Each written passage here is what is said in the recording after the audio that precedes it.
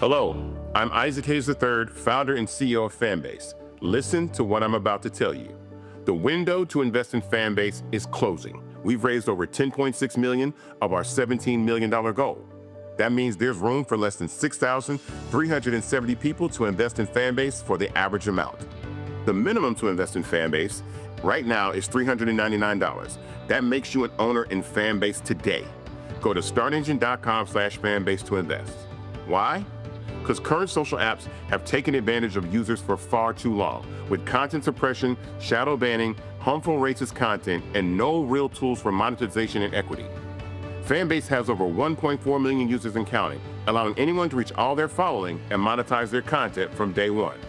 Social media is the new TV, and whoever owns the apps that distribute that content have the opportunity to own potential billion-dollar companies. While big platforms with uncertain futures are failing to serve their users, Fanbase is stepping up to fill the gap. Don't wait until it's too late. Invest now, invest for yourself and your future. Go to startengine.com/fanbase and own the next generation of social media.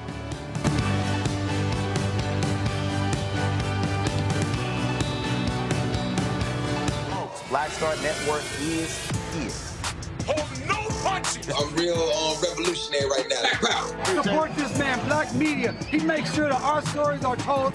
Thank you for being the voice of Black America, Roland. Stay black. I love y'all. All momentum we have now, we have to keep this going. The video looks phenomenal. See, there's a difference between Black Star Network and Black-owned media and something like CNN. You can't be Black-owned media and be scared. It's time to be smart. Bring your eyeballs home. You dig?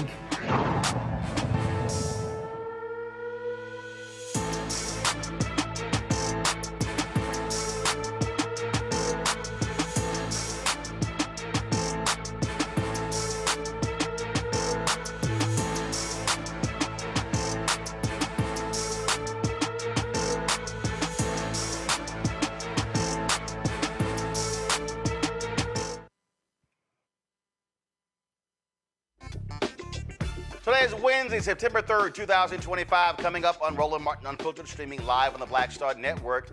The twice impeached, criminally convicted felon-in-chief Donald Trump is saying, he's going to send National Guard to Chicago, or a city with a governor who he says would welcome them like New Orleans. Really? That's what we're doing? Jeffrey Epstein survivors and several lawmakers, Democrats and Republicans, gathered on Capitol Hill demanding the full release of his case files. Now, Republicans then released 33,000 documents, but 97% of what they released had already been made public. And the Trump White House, they're threatening Republicans, saying if you dare sign on to this discharge, they will consider this to be a hostile act. The leadership of the Southern Baptist Convention, overwhelmingly white male.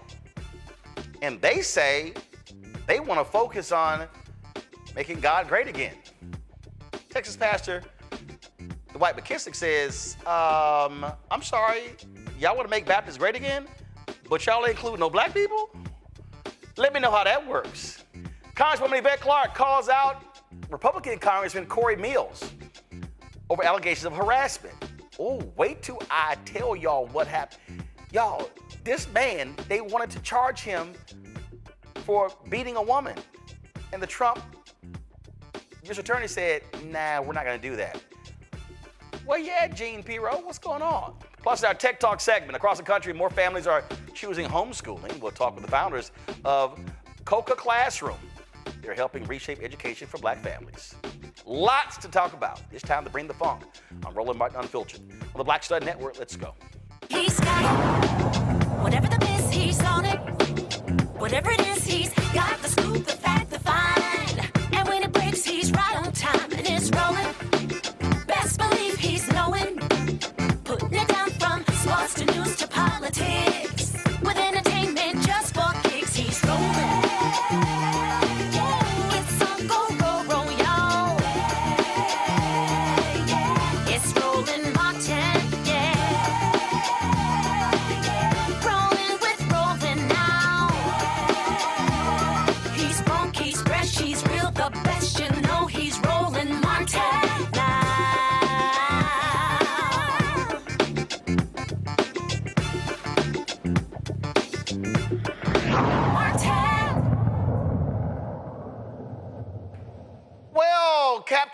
Spurs. You know, the twice impeached, criminally convicted felon in chief Donald Trump, the same man who lied to get out of serving in Vietnam. He's never worn the uniform except when he played like a military person in high school.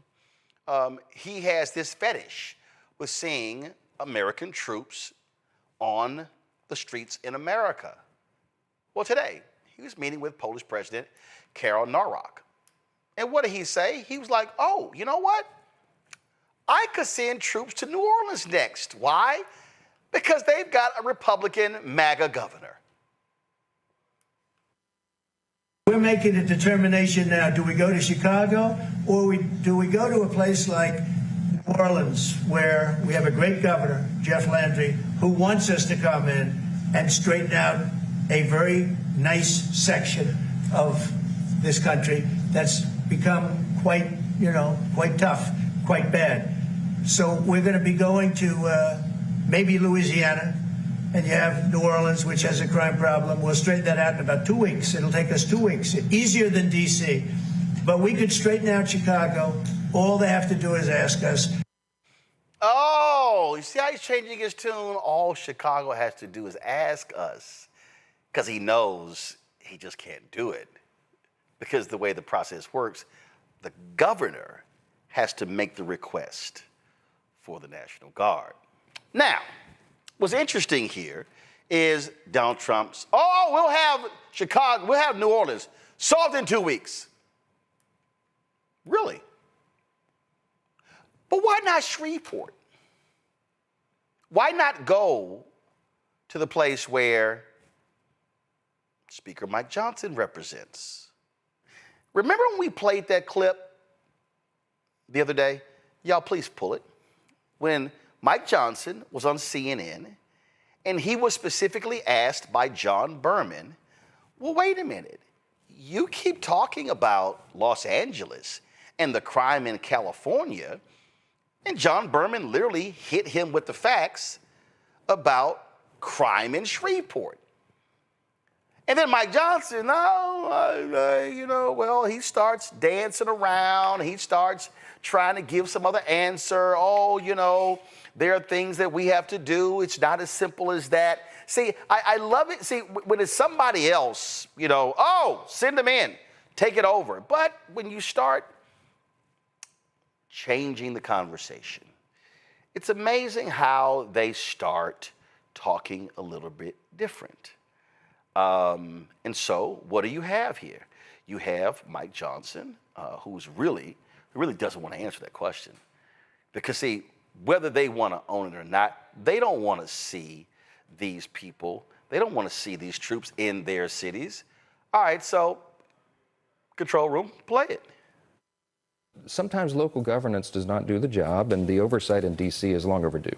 I was going to ask when you might be calling for the National Guard in Shreveport, which is, you have part of your district is Shreveport. The FBI statistics, actually violent crime per 100,000 residents higher in Shreveport last year than Washington, D.C. There's a lot of good work that's been done. There's a lot of reasons for that, but we have a Democrat DA there who has not been prosecuting crime as some other more aggressive DAs have around the country. Soros funded that individual to be elected.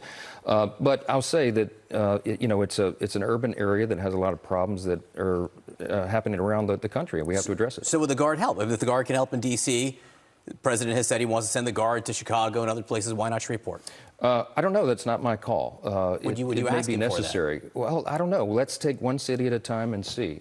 We have to address the crime problem in any city where it's a problem like that. And in large cities like in Chicago, as you mentioned, that would be a big help there. I was there just 2 days ago, and it's a serious, serious problem. They don't even report murders on the evening news in Chicago anymore because it's so common. And Democrat-run cities typically have that problem because they have not been tough on crime.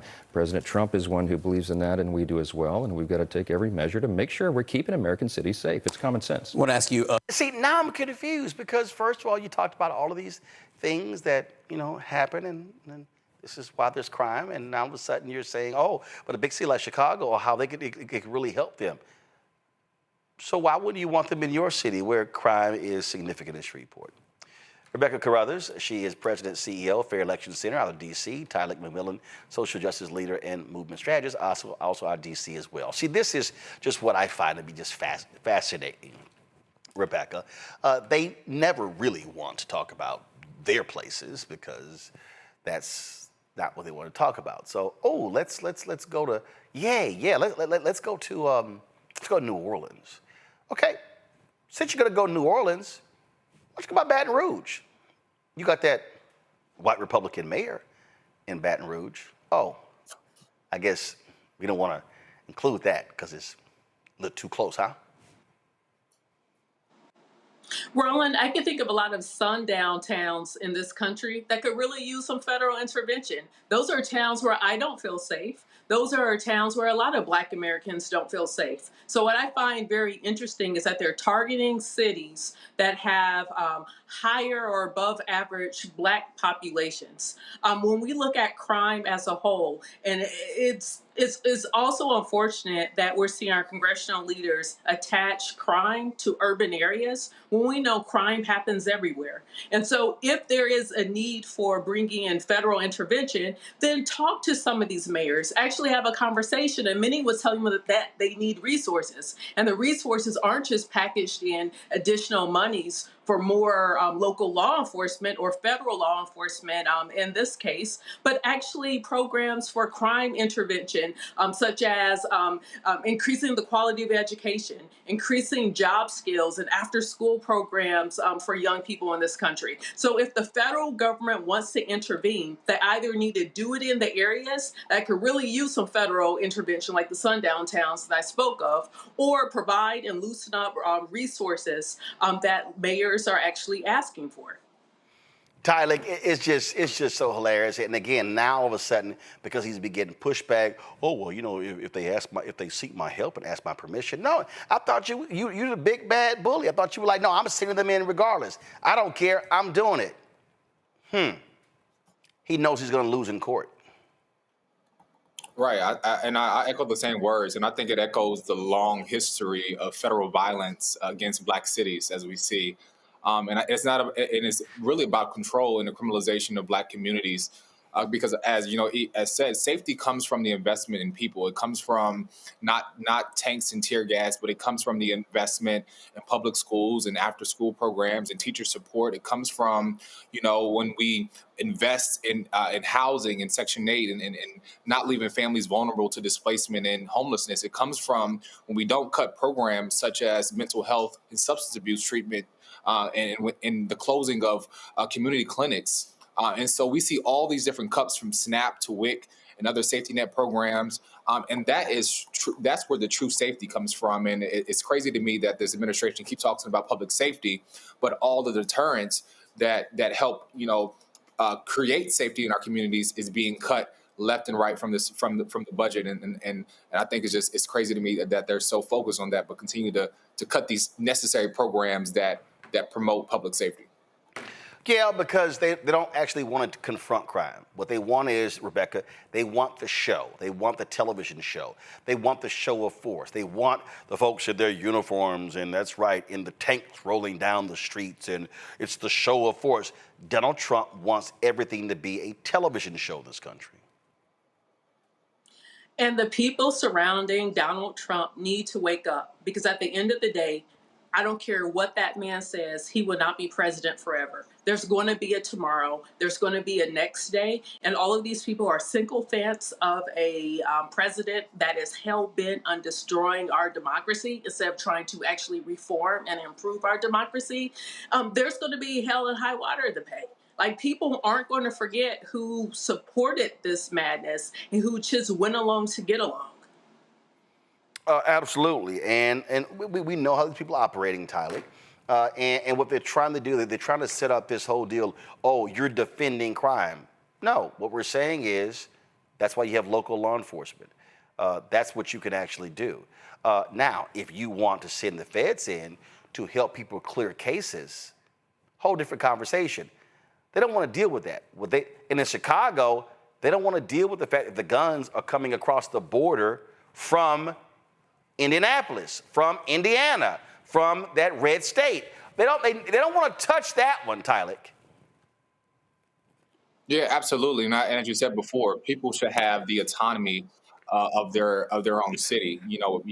As we think about here in Washington D.C. and the fact that residents do not vote federally for them to be for their local law enforcement to be taken over. I think that is the job of when you elect your local city councilmen and your state representatives. That's who should deal with public safety, not the federal government. And what we see here is a total overrun of folks' local autonomy and what they pay their and elect their local officials for. And yet we are seeing the federal government trying to do an overhaul.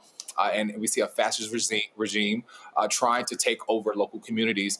And I think now is the time for communities to stand up and as organizers are out on the ground to say, no, we're not taking this because we keep our communities safe. And it's not the federal government or the military that will come into our cities and do that for us.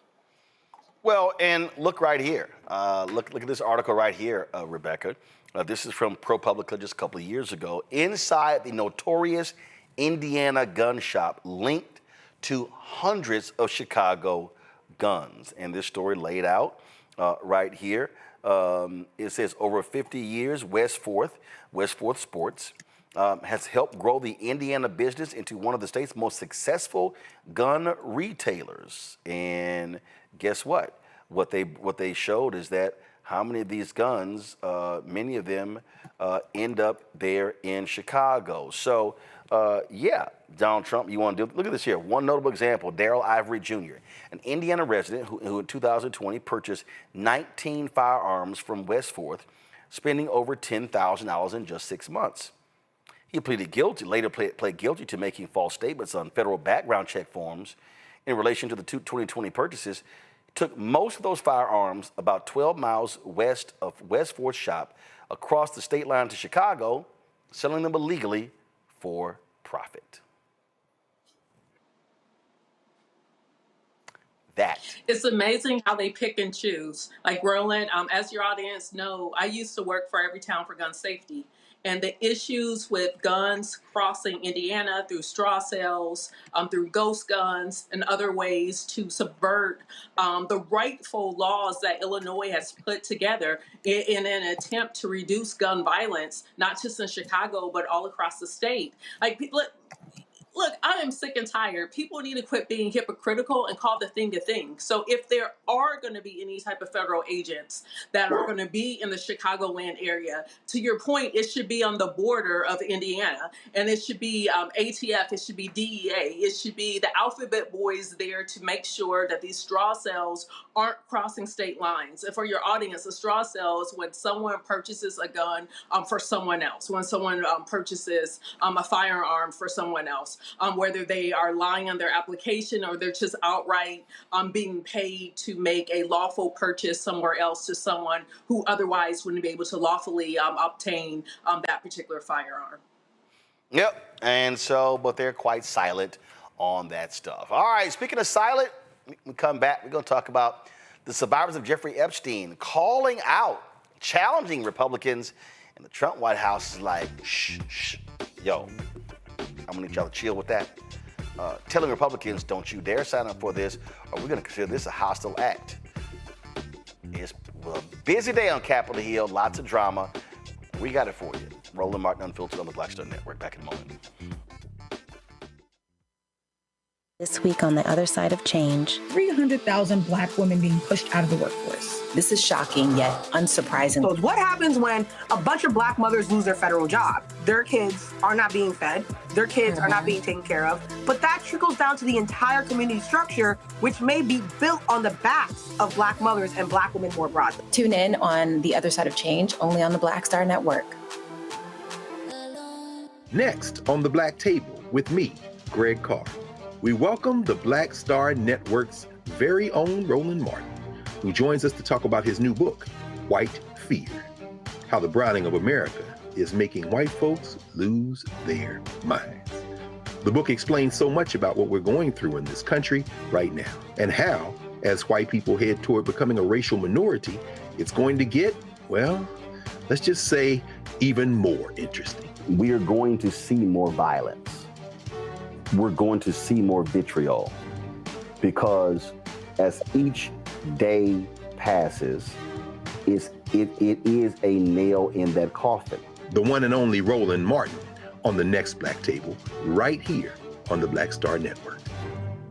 Hey, it's John Murray, the executive producer of the new Sherry Shepherd Talk Show. This is your boy, Earthquake. And you're tuned in to Roland Martin, Unfiltered.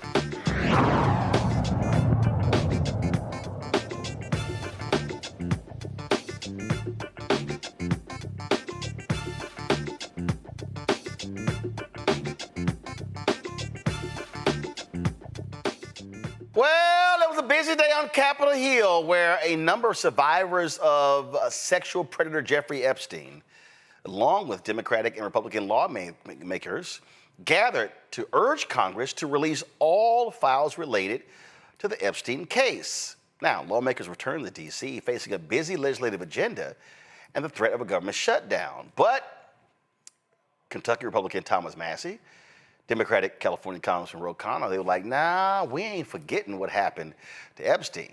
Victims joined a group of state representatives to support a discharge petition. To join a group of congressional members to support a discharge petition, a procedural move intended to compel the release of sealed files related to the late sex offender. So far, only 4 Republicans have signed the petition, while GOP leadership is advising members not to support it. House Oversight Committee did release some files from the Justice Department. Most of the documents, including video, audio, and court filings, were already made public. 97% of that was made public. So here's some of what was said today on Capitol Hill. It was, like I say, quite the busy day, folks. And one of the folks who was really vocal was Thomas Massie, and he was saying point blank, hey, I'm not going to sit here and back down, and he just made it perfectly clear. This is one of the survivors who was putting pressure on Republicans. Come along and speak up so that we can be more of a stronger voice and louder. And so what is your message to President Trump on this, Maria? Listen, I don't want to send a direct message to him. I'm already scared enough. Yeah. Just pass the vote, listen to us. This is not a hoax. Like, it's not going to go away. And like I said on my speech earlier, we're not going to be silenced anymore. We will be speaking moving forward. Wherever we need to be, we will be, and we need to pass this. Go ahead. Today he come along. Walk you through. So let me find it. So y'all know all the networks were covering. Oh, so here's a perfect example. So watch this here. All the networks were covering the news conference. Oh, except one. C-SPAN, CNN, MSNBC, ABC News Live, Scripps News. Oh, down there on the right, Fox News happened not to be covering this. I wonder why Fox didn't want to cover a news conference of sexual assault survivors talking about release the Epstein files. Oh, because that could somehow hurt Donald Trump. Oh, now I see. Now I see. I keep telling y'all, they are not a news network. They are the communication arm of the Republican Party. And so whatever Donald Trump wants, Fox News is going to kiss that behind and give to him. Now, you know, one of the folks, again, Thomas Massie, and this is the actual discharge petition. This is what it says. Motion to discharge a committee from the consideration of resolution. This is how you bypass Speaker Mike Johnson. Says to the clerk of the House of Representatives, pursuant to the Clause 2 of Rule 15.1, Thomas Massie moved to discharge the Committee on Rules from the consideration of the resolution H.R. 581, entitled A Resolution Providing for the Consideration of the Bill H.R. 185 to Advance Responsible Policies, which was referred to said committee on July 15, 2025, in support of which the undersigned members of the House of Representatives affixed their signatures, to wit, Thomas Massie. So as we said, 4 Republicans have actually signed it. And Trump has been calling around saying, nope, don't talk, don't talk, don't talk, don't talk, be quiet, do not talk. And what's interesting is you've got people, again, Thomas Massie is a Republican. Go to my iPad. Thomas Massie is a Republican from Kentucky. You got crazy, demented Marjorie Taylor Greene of Georgia, who sucks up to Trump as much as she can, literally saying herself, we should release all of these documents. So all this has been going on. You got Tim Burchett, who has been out here speaking as well, talking about what needs to happen. And saying that, hey, it's a lot that needs to go on. And then you've got, again, and these survivors who came to Capitol Hill, who were sharing their thoughts. This is Congressman Ro Khanna today. And Brad Edwards for their tireless work in the pursuit of justice. And I want to thank Sarah Drury on my team for working with them. Above all, I want to thank the survivors who are here today, whose courage and strength have brought us to this moment. I want to thank my co-lead, Congressman Thomas Massie, and Congresswoman Marjorie Taylor Greene for standing with survivors here today. Today, as you can see, we're united in restoring trust in government. We're here not as partisans, we're here as patriots. We begin the work of bringing this country together, progressives, independents, moderates, and yes, MAGA supporters, to demand truth and justice. A nation that allows rich and powerful men to traffic and abuse young girls without consequence is a nation that has lost its moral and spiritual core. Americans are asking a very simple question. How is it possible that in the richest, most powerful country in the world, there are corrupt special interest forces, both foreign or domestic, that are preventing the release, that have a stranglehold on our government and are preventing the release of the full Epstein files? There is something that is rotten in Washington. Less than 1% of these files have been released. We are demanding today on the discharge petition that all of the files be released. We know we have 212 Democrats, and we have 4 Republicans, courageous Republicans like Thomas Massie, Nancy Mace, who was so emotional yesterday after talking to the survivors, Congresswoman Boebert, and Congresswoman Marjorie Taylor Greene. We need just 2 more signatures to force the release. So we gather here on the steps of the Capitol to confront these corrupt forces. Today we stand with survivors. We stand against big money. We stand to protect America's children. That is really what this is about. I now want to bring up my Republican colleague, Thomas Massie. He has shown so much courage, so much leadership. And I saw some people, I say the same thing about Marjorie Taylor Greene. She has shown so much courage on this issue. I saw some people when I was coming here calling her names. We've got to stop that. We've got to stop the partisanship on this issue. This is an issue where they both have shown real courage and leadership, and I appreciate them joining us today. Congressman Massie. I want to thank my colleague Ro Khanna for co-leading this effort to bring transparency and justice for these victims. I hope my colleagues are watching this press conference. I want them to think, what if this was your sister? What if this was your daughter? When these survivors speak, the Washington establishment is asking the American public to believe something that is not believable. They're asking you to believe that 2 individuals created hundreds of victims and they acted alone, and that the DOJ has no idea of who else might have been involved, that nobody else did anything that rose to a criminal enterprise. The American people know that's not true. Now, the Speaker of the House just offered a fig leaf to my colleagues. They're going to vote on a non-binding resolution today that does absolutely nothing. I appreciate the efforts of my colleague James Comer, who's leading the Oversight Committee. They may find some information, but they're allowing the DOJ to curate all of the information that the DOJ is giving them. If you've looked at the pages they've released so far, they're heavily redacted. Some pages are entirely redacted. And 97% of this is already in the public domain. So I'm calling on my colleagues, be one of the next two who sponsors this discharge petition. I think it's shameful that this has been called a hoax. Hopefully today we can clear that up. This is not a hoax. This is real. There are real survivors. There are real victims to this criminal enterprise. And the perpetrators are being protected because they're rich and powerful and political donors to the establishment here in Washington, D.C. So today we're standing with these survivors and we're giving them a voice. And I want to close by thanking them. They are brave. I hope they encourage other survivors to come forward and to tell their stories, not just of Jeffrey Epstein and Maxwell, but anywhere in the country. This is a message that we are sending. This is a litmus test. Can we drain the swamp? Are there people who are outside of the reach of the law?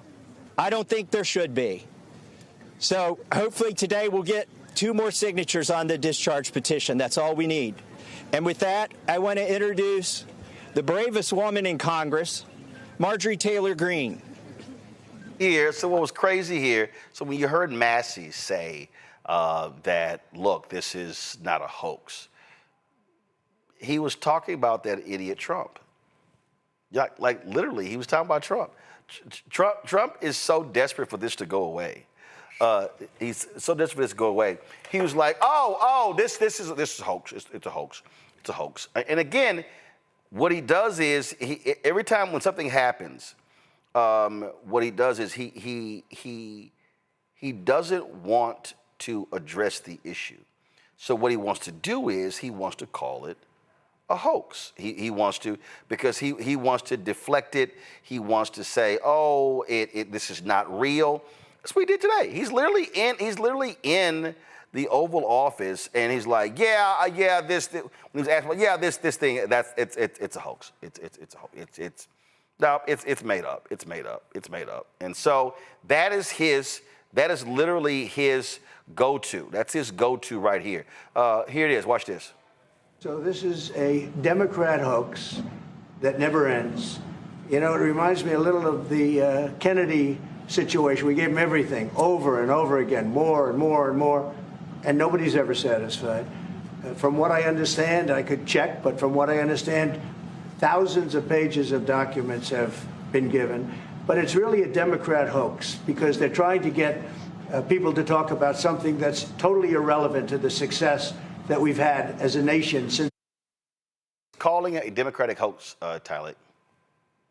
But the discharge is led by a Republican from Kentucky and backed by Marjorie Taylor Greene and Lauren Boebert. I don't get those three confused as being Democrats.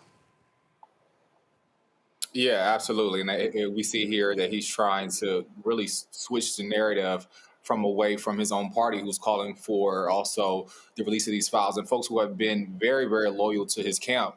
But I would even just say this one thing. It's like this administration seems very determined to distract the public from these Epstein files, but was so willing to release the files with MLK and Emmett Till and other historic moments. I think that there's literally no reason to shield these documents from being released.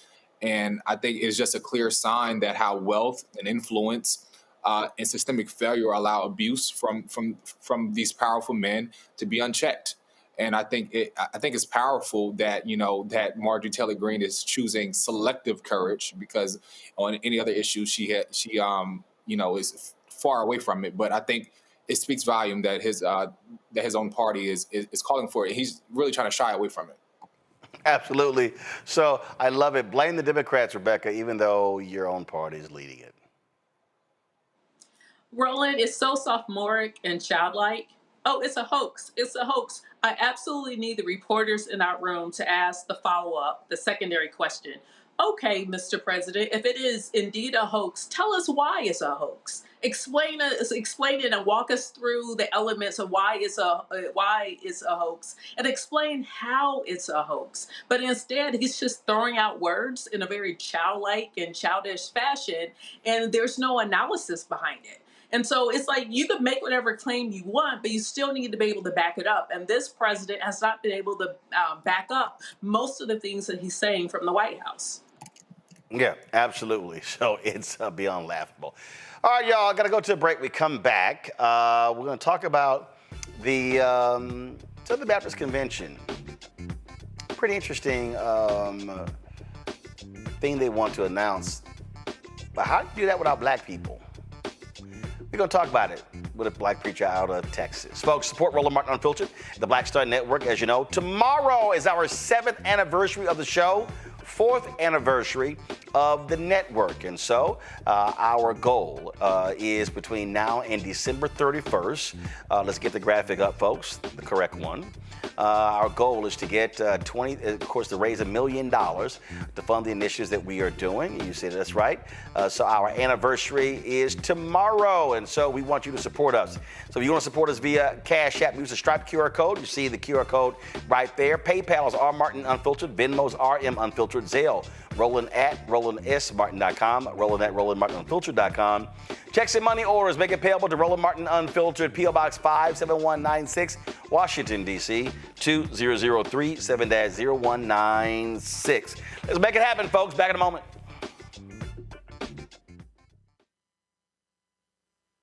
Next on A Balanced Life, here on Black Star Network, we're talking what it means to be a balanced young adult and turning 21. I know 21 is one of those ages where you think you're grown. You can do whatever you want. The law says that you can. But what are you packing in your 21-year-old toolkit that will allow you to not only survive, but to thrive? You have every right to make whatever decision that you want to make, okay? Because you're grown. Don't go out here and do something and then want to come back and expect somebody else to clean it up for you. That's all this week on A Balanced Life with Dr. Jackie here on Black Star Network. This is Essence Atkins. Mr. Love King of R&B, Raheem Devon. It's me, Sherry Shepard, and you know what you watch. You're watching Roland Martin Unfiltered.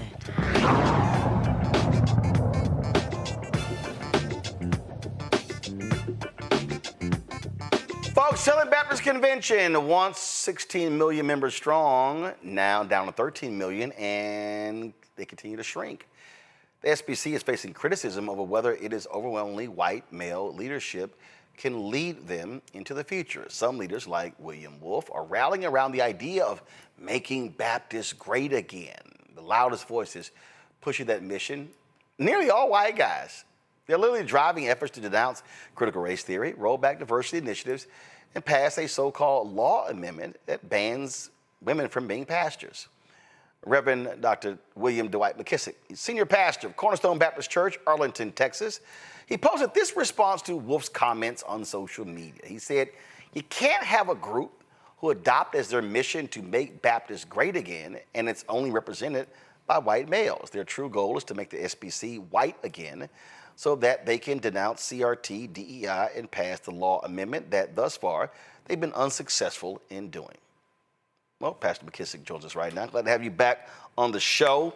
It is interesting, make Baptists great again. And to your point, that's a little bit hard to do, as if black folks don't exist, because if you look at the growth of the Southern Baptist Convention, or actually what's actually been keeping them going, hasn't been white churches, been black people.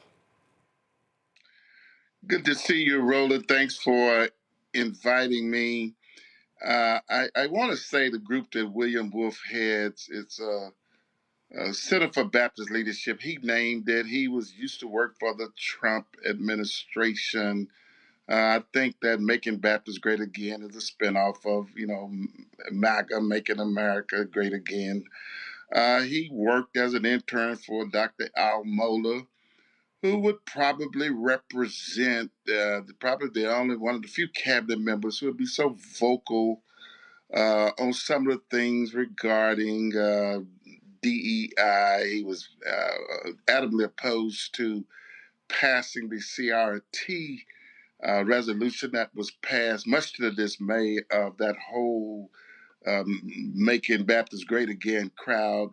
They're mad going back to a resolution was passed that myself and other black pastors to affirm the election of President Obama in 2008. The vote took place 2009 as a matter of historic event, not to say you embrace all of his ideology or political belief systems, but just to acknowledge the fact that it was quite a historic feat for this country. The hands that used to pick cotton had now picked presidents, and so the majority voted to affirm the historic election of Obama. But that the group that William would represent was angry about CRT, angry about the Southern Baptist Convention has not succeeded. They denounced the curse of Ham, which was their theological position for years, that blacks descended from Ham. Ham was cursed, therefore all blacks were cursed. So that justified their slavery policies and practices, segregation, on and on. So in actuality, when it comes to vote, and even tried to exclude women from even serving as associate pastor of women, associate pastor of children.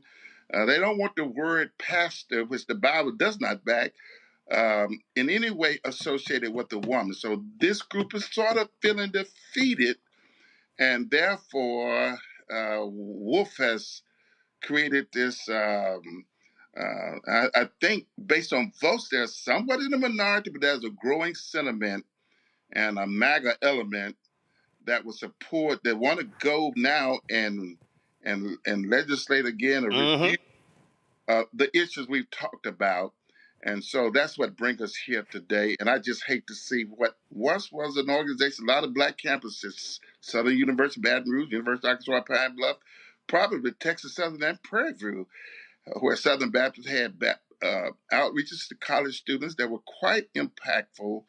I could just name a lot of positive stuff that has taken place through the Southern Baptist Convention, some directly connected to black people, but with the advent of Trump, and it was my projection that they would morph it to being the Trump Baptist Convention, and we're seeing a movement for they no longer have any shame in that game.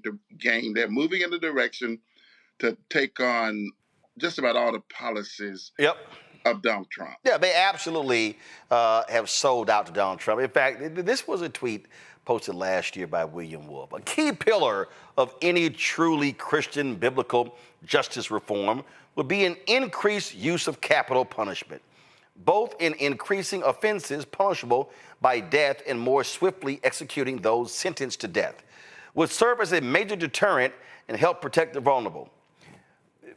Bishop, Pastor, here's reality. That's a lie. The death penalty has not served as a deterrent. It is not. We have not seen a dramatic drop in capital murders in this country because of the death penalty. But what you have is you have folks, and again, they love the Catholic Church position on abortion, but they don't want to talk about the Catholic Church's position on the death penalty, which they artfully oppose. Right. This is the law and order crowd that want to keep the Epstein files concealed.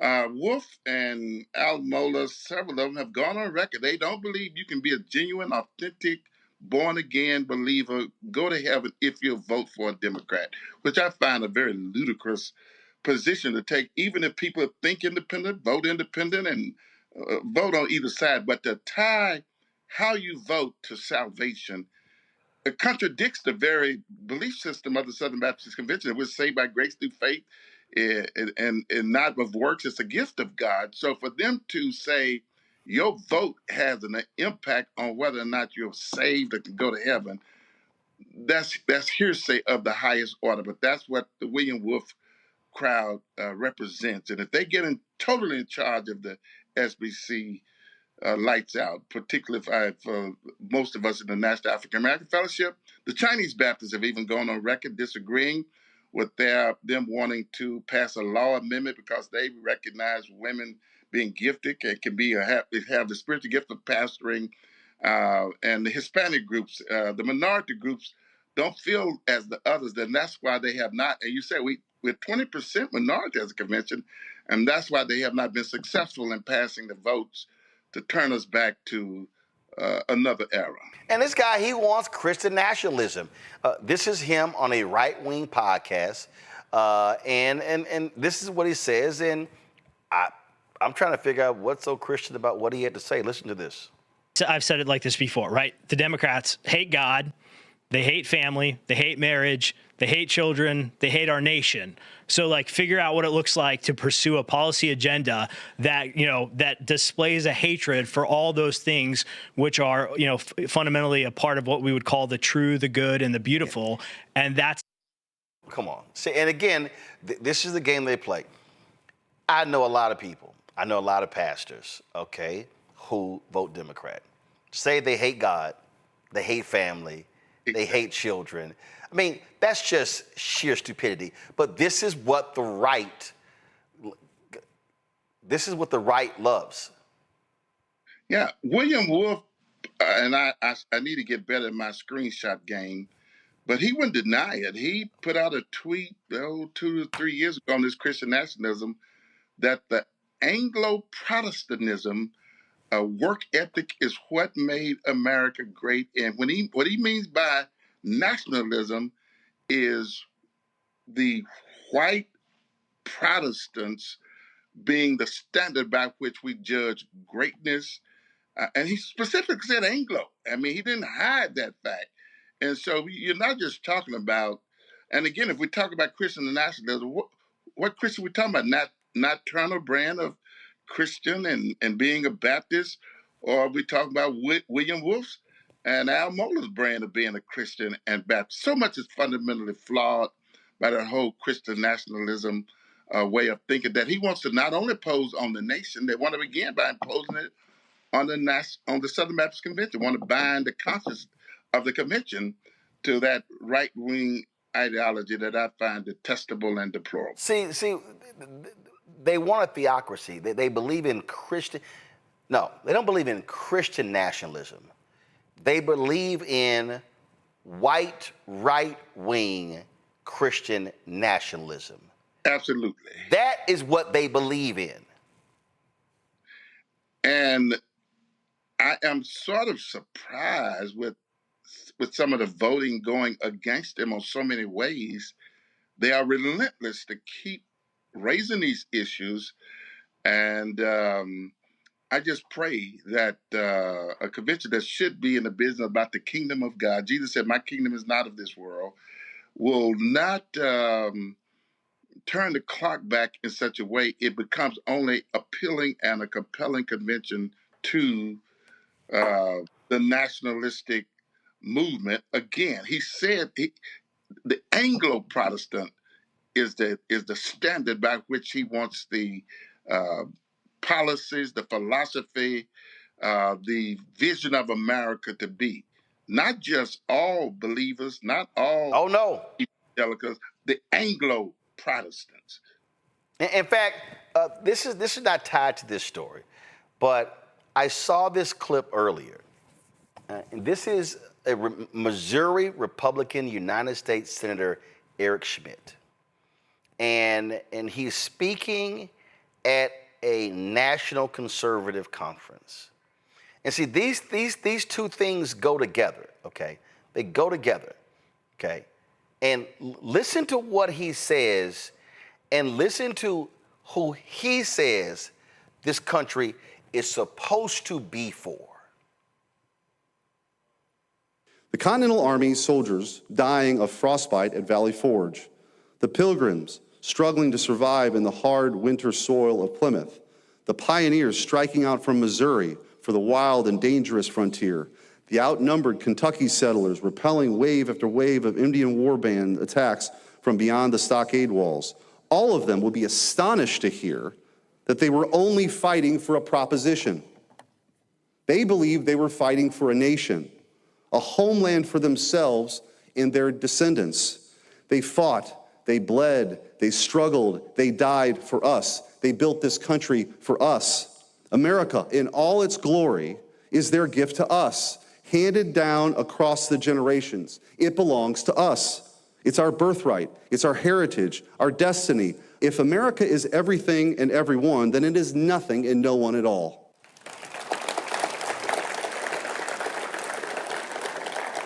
When they tear down our statues and monuments, mock our history, and insult our traditions, they're attacking our future as well as our past. By changing the stories we tell about ourselves, they believe they can build a new America with the new myths, a new people. But America doesn't belong to them. It belongs to us. It's our home. It's a heritage entrusted to us by our ancestors. It's a way of life that is ours and only ours. If we disappear, then America too will cease to exist. Pastor McKissic, who's us? Who's our? The way I see that, he ain't talking about me and you. Absolutely. I asked that question several years ago in Louisiana when they wanted to say the convention was against Russell Moore, which is also at the root of this. And they say, we're against it. Who is we? It's certainly not the black components or the more progressive. Russell Moore spoke out against police brutality, and that brought about the anger of people like William Wolfe. Paul Pressler, before he passed, stood before an all-white audience at Southern Seminary and said the wrong side won the Civil War, and they burst out with laughter and applause. Russell Moore got up and walked out of the room because he recognized that Paul Pressler should not have even felt comfortable to make such a statement. But when you say the wrong side won the Civil War, and Al Mohler at the time was on record as believing in the lost cause. So when they say us or we, they're talking about people who adhere to the philosophy of a Paul Pressler, a Al Mohler, a William Wolfe, and they're not talking about a Fred Luter, who was the first president in the history of Southern Baptist Convention to go on NBC and denounce police brutality. So the Great Commission includes everybody and involves everybody, but we soon discover when in 2012, they nominated a great conservative resurgence committee. And when I looked at it, they had one or two Hispanics, but 25 people to a committee to make the Southern Baptist Convention great again, evangelism, missions, revival, baptisms, and they left any black female or black male completely off the committee. And of course, Pressler makes that particular comment, but I wonder what that same Bible says about sexual assault of men. Well, yeah, there's been some discoveries about him, some credible accusations, which means... And the SBC settled many of those lawsuits when several men accused him. But again, it shows you the hypocrisy where a Paul Pressler, come on, go to my iPad. This is the photo of him. This is the New York Times obit when he died at 94. And also, he was a former judge. He's a former judge. It's amazing how they are so morally superior, but not in all things. The fact that they've never publicly acknowledged his ills or that his practices were totally counterculture to what they say our belief systems are is pure hypocrisy to me. And they are upset with Russell Moore because he put on a MLK 50 in Memphis, 7 or 8 years ago, and it's very successful, very powerful, brought Southern Baptists together across racial lines and college students in a powerful way. But the William Wolfe crowd totally opposed it behind their belief that there's some missteps and imperfections and immoral acts on behalf of Martin Luther King. The Bible said all have sinned, fallen short of the glory of God. That's not to excuse anybody, but I have a difficult time how they can be so compassionate or ignore the sins, the failures of a Paul Pressler, while at the same time, if you bring up Martin Luther King in any context, you'll have 25, 30% of Southern Baptists going to talk about an FBI report, and that same group would vote to close the Epstein files. Hypocrisy on steroids. Absolutely, and this is Christianity Today. Their story died. Disgraced Southern Baptist leader Paul Pressler, the Texas judge behind the political strategy for the conservative resurgence, molested and assaulted teenage boys, according to allegations 8 men made in court. The thing that we have to, and the basis of my book, White Fear, Pastor McKissic, the base, and I said it, White Fear, how the browning of America is making white folks lose their minds. And I made it perfectly clear that what we are seeing, the attacks on undocumented folks, the effort to defund Black America, now all of a sudden you see these same so-called right-wing Christians, now they're complaining about the immigration in Europe. They're complaining about birth rates. They're following Elon Musk there. And what they're complaining about are white birth rates.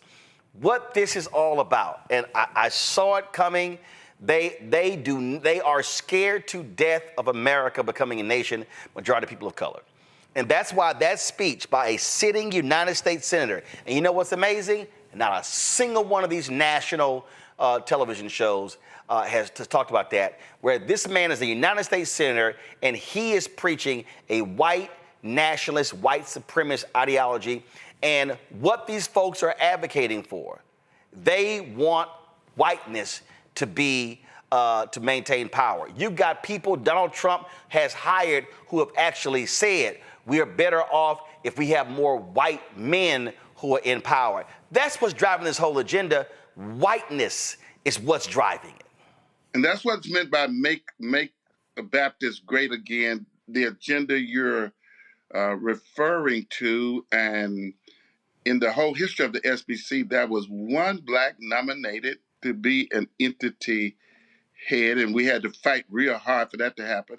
Unfortunately, he had misrepresented his resume and was disqualified, but there's still no, if you go on the Southern Baptist website today, everybody who makes $500,000 or more, huge salaries, the most powerful people in the convention, every last one of them is a white male in 2025 after having been integrated since 1954. So to see this backpedaling from previous years, when I was growing up in terms of camps, terms of missions outreach, in many ways, I was shocked to discover as a 20-some-year-old that the Southern Baptist has such a racist history and advocates of slavery. I didn't know their origin and development because growing up in a Black Baptist context that had friendly relationships with Southern Baptists, I was just appalled and shocked at their history. And there were concerted efforts to change this and major steps being made. But the group, they labeled a group that believed in racial healing and reconciliation as moderates, and they've since dislodged many of them from the convention, and the people in charge today prefer not to deal with those kinds of matters and take us back to another era. It's really disturbing. And I appreciate you even giving that you find this subject matter interesting enough to know it's not in the best interest of the country, let alone not in the best interest of Southern Baptists. Well, they have been more Southern than Baptists in their history. And we're going to close it with this here. This is a look at the executive committee members of the Southern Baptist Convention. And you see what it looks like. You got this one sister who's a principal. Well, actually, that is not the executive. This is the... They're non-entity heads. Okay. They are executive committee members, but they are not the executive entity heads. Those are volunteer people. Gotcha. So that's the executive committee. So they have on their website here, they have executive committee members, executive committee staff. But if you click the SBC, and it lays out their executive committee is comprised of 86 representatives. But then, when we talk about executive entity heads, that would be 6 seminaries, the North American Mission Board, the International Mission Board, and Lifeway. Who has those particular 9 entities? They are salaried people. None of those are a minority or female, and that's what I mean by gotcha. So you're saying they may have an executive committee, but the power of the SBC resides in the hands of the other folk. Exactly. I did a 7-floor interview. When I say interview, I asked in a meeting I was in, I want to meet the highest ranking Black in this building, 7 floors. They took me on the elevator tour, and I says, who is that? Who might that person be? Introduce me to that person. And discovered that the highest ranking Black in that building, this was 10 plus years ago, was the head janitor. And later, a lower level Black employee told me he was not even the head janitor. He was a mid-level custodian. So at the entire facility, 7 floors. Wow. There was not one Black. Like I said, more Southern than Baptist. Pastor McKissic, I appreciate it. Thanks a lot. God bless you. Appreciate you, Roland. Thank you very much. Rebecca, the point that I keep making that people have to understand here is that we cannot walk away from the reality of whiteness, of white nationalism. It's in our faces. These people have made these comments, and they're serving in Trump's administration. The Proud Boys said, we don't need to march anymore. We're now on the inside. This is what we're dealing with. That speech by Schmidt, that was pure white supremacy. And when he was saying us, this is ours, he said it, it wasn't meant for anybody else. Roland, this is the particular disturbing thing about it. Like, I think a month and a half ago, I was talking to your audience about what the 3%ers belief is. That there's only 3 categories of people who are deserving of being in this country. Those who are veterans, Black folks who are descended of American slavery, only so we can continue to serve. And then the Anglo-Saxons, the WASP. The thing about Eric Schmidt, like I was doing some Googling during this segment, just to make sure I could verify. First of all, Eric Schmidt is not even white by the standards of the ideology that he is trying to propagate. First of all, if you go to his official bio, it shows that his family has been in this country for about 6 generations. If you are a white person in this country in 2025 and your family did not get here before 1840, you're not even a part of this, the founders or the us, or you're not even a part of this. Your family became whitewashed and was allowed legally to then practice and become white. Even his family's surname, that's not an Anglo-Saxon surname. That's more of a German. He's more of a descent from like the Germany region. And so it's amazing that he's taking on the role of whiteness, of which he doesn't even qualify for, according to the ideology that he's trying to espouse. The other thing about these evangelicals and these white evangelicals that's so troubling to me, for the last few decades, they've been warning us that the Antichrist is coming. But then the white supremacist in chief gets elected, and all of a sudden, we no longer hear any of those churches talking about how the Antichrist is coming. Like, wake up. They are preaching and promoting a white nationalism. They're not promoting ideology. This is also the ideology that said that slavery of Black folks in this country was okay. And this is the same ideology that told Black folks that you're not even a full human. So that's what we're dealing with here. And they actually are hell-bent on trying to create a theocracy in this country because they want to retain power, especially as we see the white population eventually become a racial minority in this country. They want to entrench themselves into power.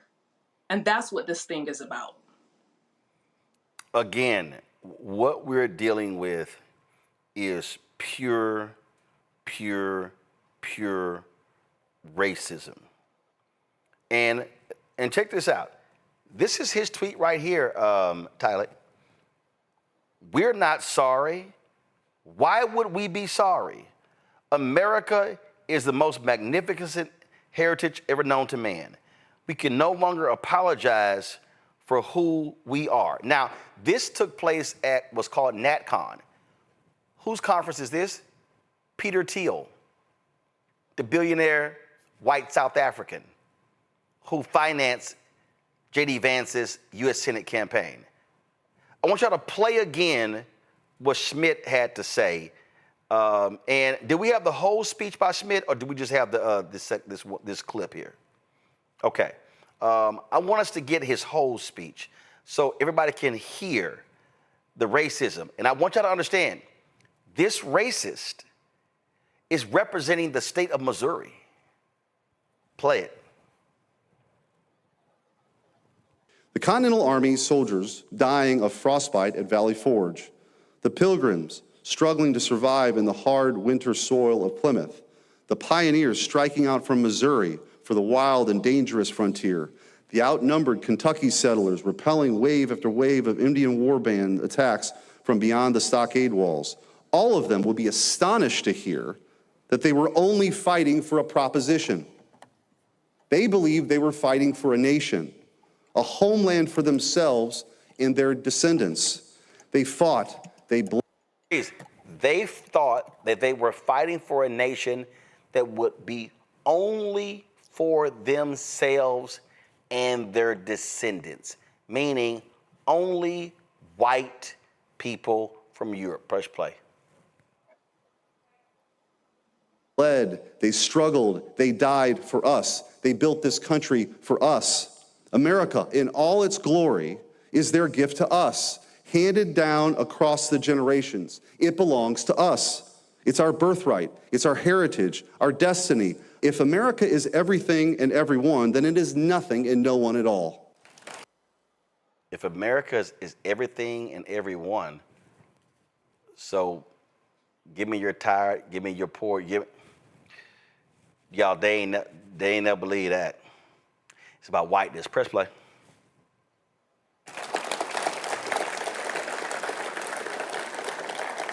When they tear down our statues and monuments, mock our history, and insult our traditions, they're attacking our future as well as our past. By changing the stories we tell about ourselves, they believe they can build a new America with the new myths, a new people. But America doesn't belong to them. It belongs to us. It's our home. It's a heritage entrusted to us by our ancestors. It's a way of life that is ours and only ours. If we disappear, then America too will cease to exist. Doesn't belong to them, it belongs to us. Can't be more racist than that, Tyler. Yeah, that's very, very blatant racism. And the fact that it's coming from a sitting U.S. senator, I think, is very disgraceful. My question to him, did he forget that this nation was built on stolen labor and enslaved Africans in the stolen land? Oh, no, Tyler, stop it. That's you rewriting history. That didn't happen. Stop it. Absolutely. And he forgot all these basic principles. As even mentioned before, he is already outside of the club. So how is he even talking about what's his and the statues that's his? But yet we are fighting every single day to even teach our history in our schools and our classrooms. And they're taking artifacts out of our museums and sending it back. So, I mean, it's very, very disgraceful. And it's like America belongs to us, you know, the generation who generation after generation continue to fight for this freedom, even when this nation denies it to us at every turn. That is who America belongs to. And I say this is very disgraceful and is very blatant in white supremacy and the suppression of Black, brown, and indigenous voices here in this nation. Something tells me, Rebecca, that little Eric Schmidt, he never actually heard this from the first Black woman elected from the South to Congress. This is Barbara Jordan at the Watergate hearings of Richard Nixon in 1974. Is the gentlelady from Texas, Ms. Jordan, the purpose of general debate not to exceed a period of 15 minutes. Thank you, Mr. Chairman. Ms. Jordan. Mr. Chairman, I join my colleague, Mr. Rangel, in thanking you for giving the junior members of this committee the glorious opportunity of sharing the pain of this inquiry.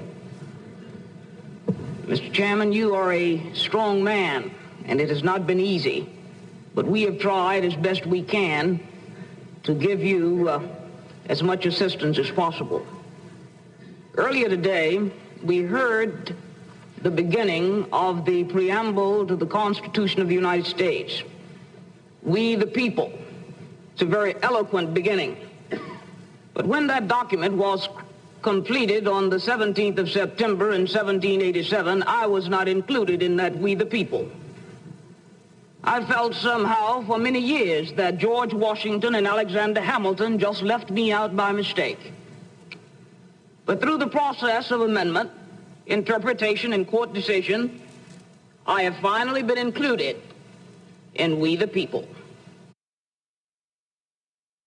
Schmidt, he's saying, no, you're not.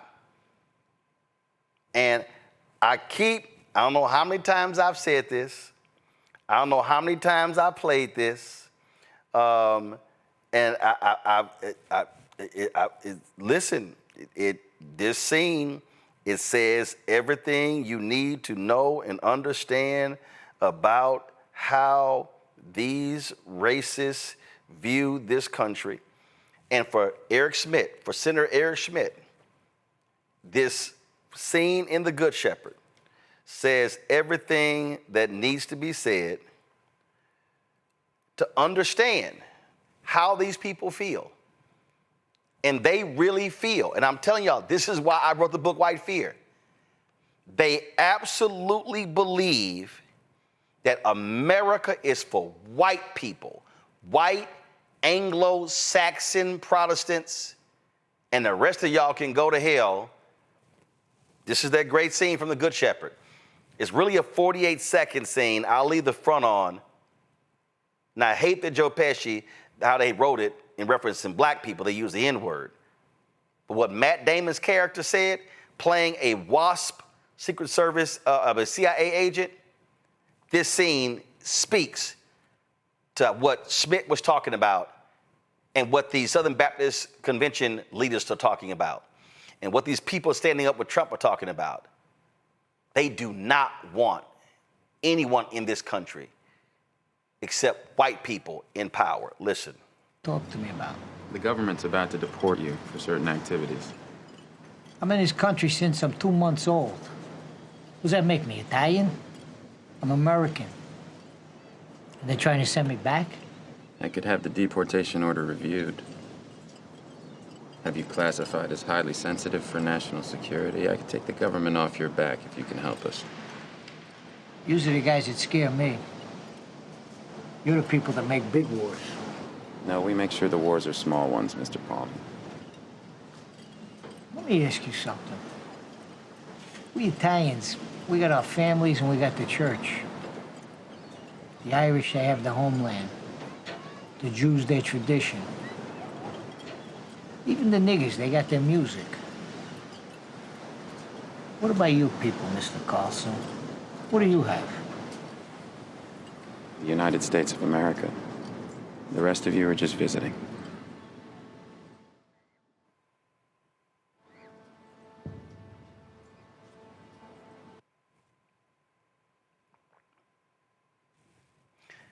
That look right there, Rebecca, from Joe Pesci at the end, says all you need to know. Damon's character was speaking for the millions of people like Missouri Republican United States Senator Eric Schmidt, who's a piece of shit. Try to talk about how it's his heritage. And he started to quote about things that happened at Valley Forge. It is so disingenuous. According to his own bio, his family didn't get here until 125 years at least after Valley Forge. So what do you mean by heritage? You know, that's the first thing. The next thing is, this is not about theology, because he's talking to the Southern Baptist Convention. And once again, according to his bio, he is Roman Catholic. So what are we talking about? It's not about his heritage, because that would be factually incorrect. It's not about his theology, because that would be factually incorrect according to his own information that he has put out into the public. So at that point, this thing is about white nationalism. That's what he supports. That's what he promulgates. And people have to be very clear about what it is that we're seeing, what we're experiencing. And for people who aren't comfortable with calling out white nationalism, you better get really comfortable, because that's where we're at in the historical timeline of this country. Tyler. Yeah, I couldn't agree more. You know, even it's very dangerous towards true liberation, as we're talking about evangelical Christians and weaponizing scripture to defend slavery and segregation, and as you said today, voter suppression and attacks on reproductive freedom. And all this aligns with, as you said, white nationalism. And I think when we talk about this whole, we touched on the slogan, you know, make Baptists great again. We must break back into that radical love of the church, being a radical force of freedom, racial equity, and centered in love. And I think we must, as Black folks, determine what that looks like for us, because we know that these evangelical Christians do not represent the interests or the true liberation that we know we deserve as Black people. Absolutely. All right, folks, going to go to a break. We come back. What happens when you are a MAGA Republican? You allegedly beat a woman. The cops in D.C. want to file charges against you. But the Trump U.S. attorney says, nah, we're good. We're going to excuse that. Congresswoman Yvette Clarke, chair of the Congressional Black Caucus, wants this Republican censured. We'll show you her speech next, right here. Roland Martin Unfiltered on the Black Star Network. Next on the Black Table with me, Greg Carr, we welcome the Black Star Network's very own Roland Martin, who joins us to talk about his new book, White Fear, How the Browning of America is Making White Folks Lose Their Minds. The book explains so much about what we're going through in this country right now, and how, as white people head toward becoming a racial minority, it's going to get, well, let's just say, even more interesting. We are going to see more violence. We're going to see more vitriol, because as each day passes, it is a nail in that coffin. The one and only Roland Martin on the next Black Table, right here on the Black Star Network. This week on The Other Side of Change, 300,000 Black women being pushed out of the workforce. This is shocking yet unsurprising. So what happens when a bunch of Black mothers lose their federal job? Their kids are not being fed, their kids are not being taken care of, but that trickles down to the entire community structure, which may be built on the backs of Black mothers and Black women more broadly. Tune in on The Other Side of Change, only on the Black Star Network. Farquhar, executive producer of Proud Family. Bruce Smith, creator and executive producer of The Proud Family, Louder and Prouder. And you're watching Roland Martin Unfiltered.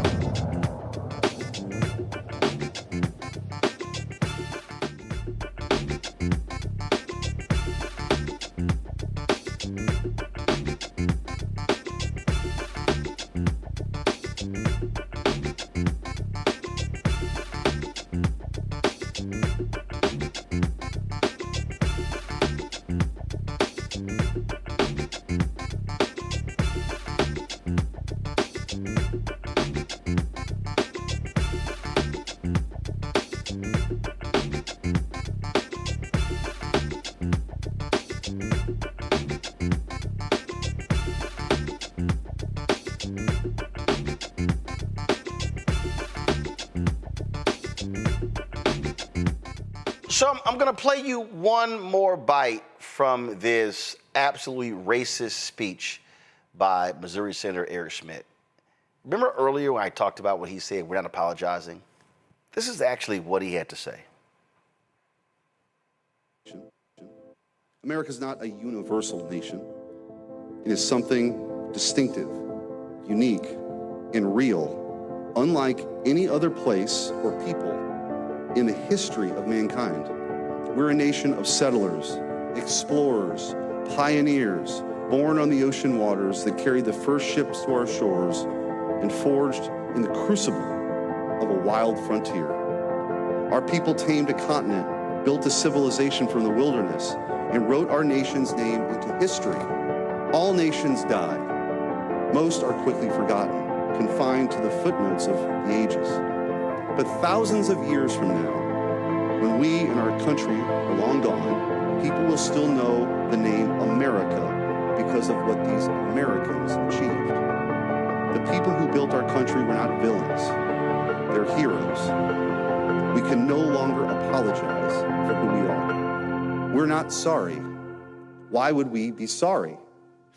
America is the proudest and most magnificent heritage ever known to man. He's proud of that. And first of all, to his team, you are idiots. You don't have your music louder than your audio. That's just basic editing there. But this is, I need people to understand the language here. Oh, we're not apologizing. And you notice that fictitious, they forged a nation out of the wilderness. So we're just going to skip over what funded the country? That's just little pesky details. See, what this is right here is in preparation for next year, the 250th anniversary of the country. See, what's going to happen next year? You're going to hear speeches like this here. The attack of Trump on the Smithsonian, this is why they're doing that. Why did the U.S. Holocaust Museum temporarily remove a display that said that Jews were being denied entry into the United States in World War II? Why would you take that down? See, there is a desire to present his story and not history. And so when this Eric Schmidt stands up and proudly discusses the white heritage of America. Oh, he didn't say white, but we knew what he meant. We knew exactly what he meant. And what they are saying right now, oh no, we're not apologizing for any of that. Oh, we're not going to turn our backs on that. Remember the earlier clip? They took down our really? When you say our statues and monuments, do tell. Which ones? The ones of Robert E. Lee, Nathan Bedford Forrest, and all the other Confederate white domestic terrorists? Is that who you're talking about? I need people to understand what we're dealing with. Y'all, he is one of 100 United States senators. He's the junior senator from the state of Missouri. That means that every black person in Kansas City, St. Louis, all the other states, all the other cities in there, that's the United States senator. And what he is saying to them, I don't see y'all as American. If you're Latino in Missouri, he's saying, I don't see you as an American. The only people I see as American are the white folks who are descendants from the white folks who came here.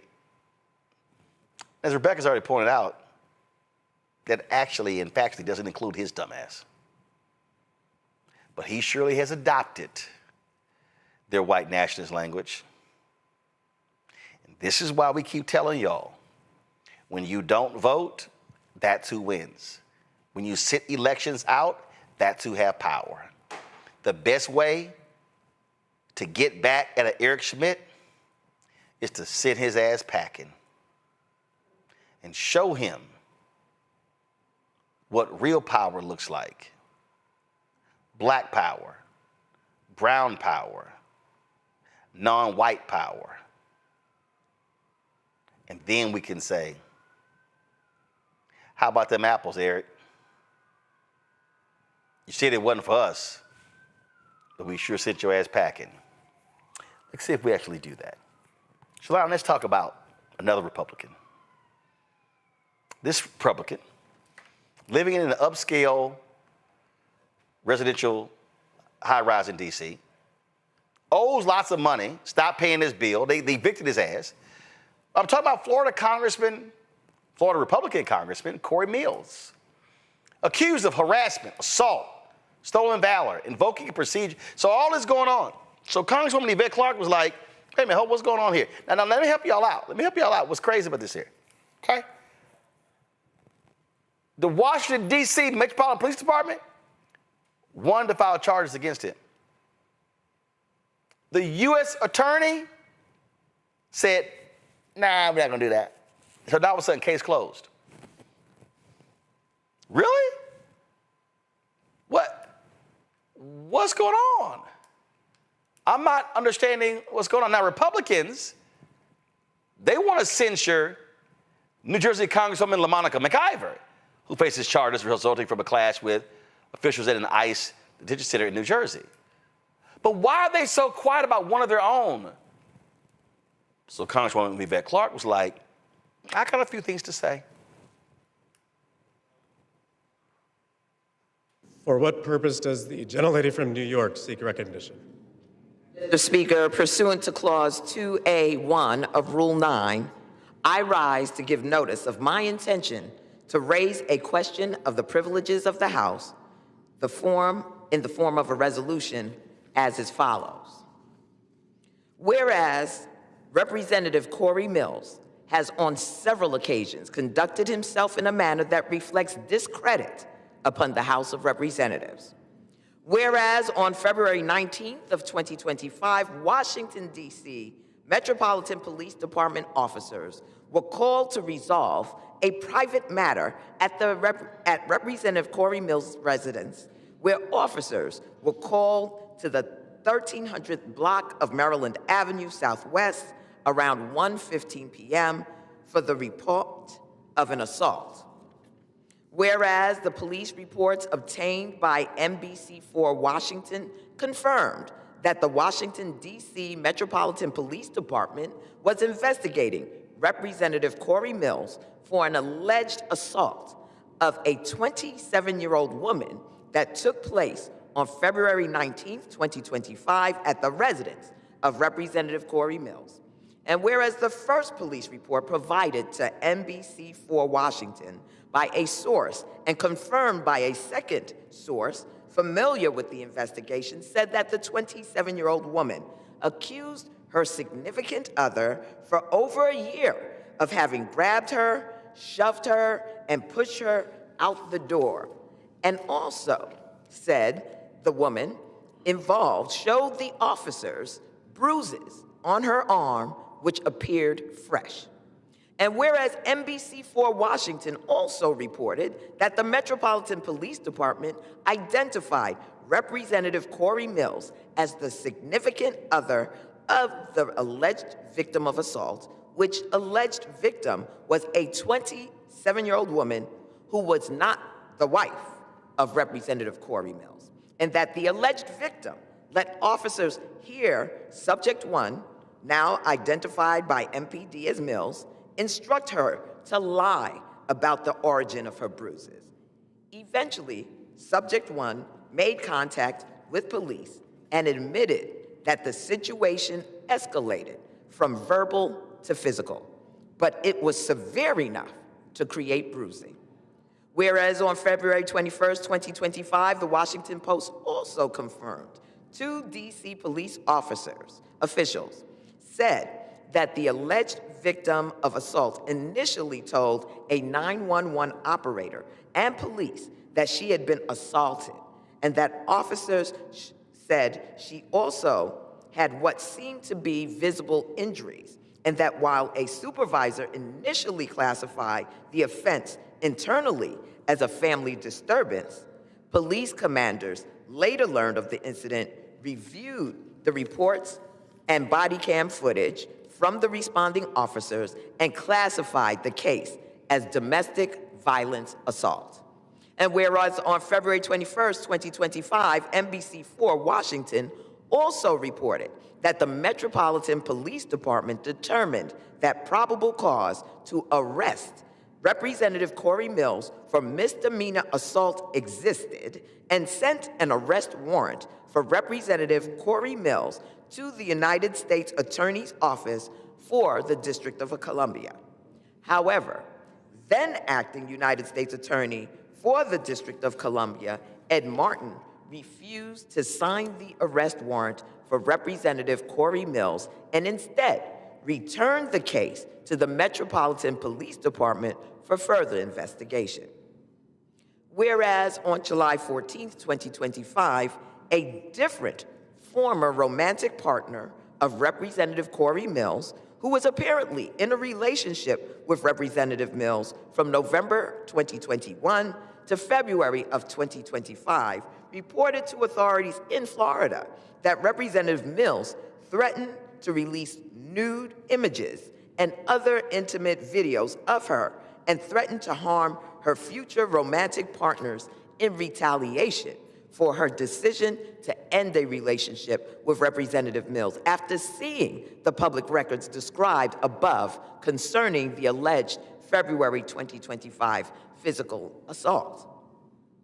Whereas in August of 2024, the Office of Congressional Conduct adopted and transmitted to the Committee on Ethics of the House of Representatives a report indicating that there was substantial reason to believe that Representative Cory Mills may have omitted or misrepresented required information in his financial disclosure statements, accepted excessive contributions to his campaign committee in the form of personal loans, and contributions may not have derived from Representative Cory Mills' personal funds, entered into, held, or enjoyed contracts with federal agencies while he was a member of Congress, and may have accepted through his campaign committee in-kind contributions or other contributions not lawfully made.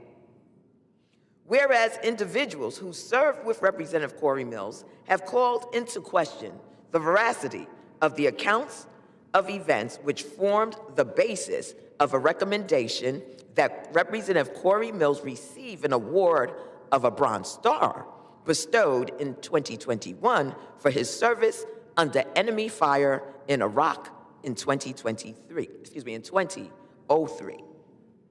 Whereas in August of 2024, Representative Cory Mills provided the Daytona Beach News with documents purporting to prove that he earned a Bronze Star with heroism, including a Department of Army Form 638 recommending Representative Cory Mills for a Bronze Star, which includes a signature from then Army Brigade Commander Arnold N. Gordon Bray. However, retired Brigadier General Bray told the Daytona Beach News Journal in August of 2024 that he did not sign a Bronze Star recommendation for Representative Cory Mills.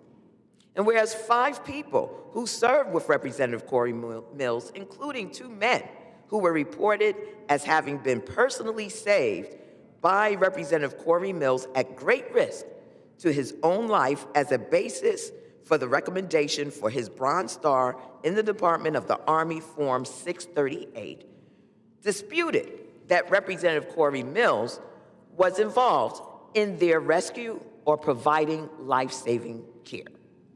Whereas one private first class cited as having been involved in one of the listed achievements on Representative Cory Mills' Army Form 638, recommending him for a Bronze Star, denied that Representative Cory Mills provided him any aid, and also denied his injuries were life-threatening.